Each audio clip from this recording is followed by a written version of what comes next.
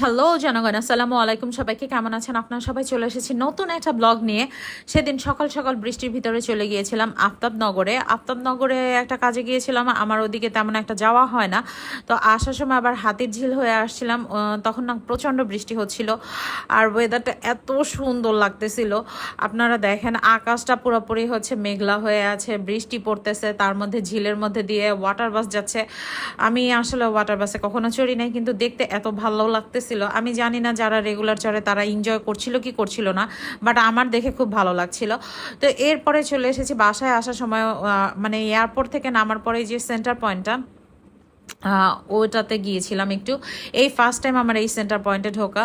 এটার ইউনিমার্টে গিয়েছিলাম। তো ইউনিমার্টে যাওয়ার আসলে তেমন কিছু কেনাকাটার প্রয়োজন যে ছিল বিষয়টা এমন না।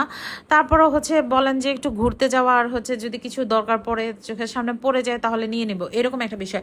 তো মেইনলি আসলে যে কি কি কালেকশন আছে, তো আমার কাছে মনে হয়েছে এই ইউনিমার্টের থেকে গুলশান 2-এর যে ইউনিমার্টটা, সেটা তুলনামূলক বেশ বড় এবং মানে কালেকশন অনেক বেশি, এবং এখানে লোকাল প্রোডাক্ট দিয়ে ভরা। আমার কাছে যেটাই দেখতেছে আমার কাছে লোকাল লাগতেছে।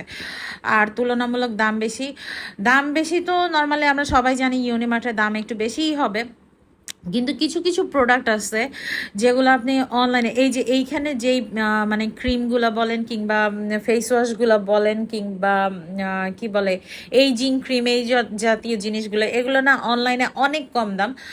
আর হচ্ছে আচ্ছা, ওয়েভের এই লেমন গ্রাস রুম স্প্রেটা পেলে আপনারা নিয়ে নেবেন। এইটা না সব জায়গায় পাওয়া যায় না। এই জিনিসটা না এত সুন্দর একটা স্মেল দেয় আর এত রিফ্রেশ লাগে। যাই হোক, আর আমি কিন্তু ক্রোকারিজের পাগল। আর এখানে গিয়ে ক্রোকারিজ বলেন কিংবা হোম ডেকোরের জিনিস দেখে বলেন অনেক এক্সপেন্সিভ মনে হয়েছে। আমি যদিও নিউ মার্কেট এরিয়ার মানুষ, মানে নিউ মার্কেটে শপিং করার মানুষ, আমি এত দাম আমার ভালো লাগে নাই। প্রচণ্ড পরিমাণে দাম। এই সামান্য একটা জিনিসের দাম হচ্ছে 600 টাকা, 599। সো 600 টাকা। তো এখানে আমার কাছে অনেক এক্সপেন্সিভ মনে হয়েছে। যাই হোক, আজকের মতো বিদায়।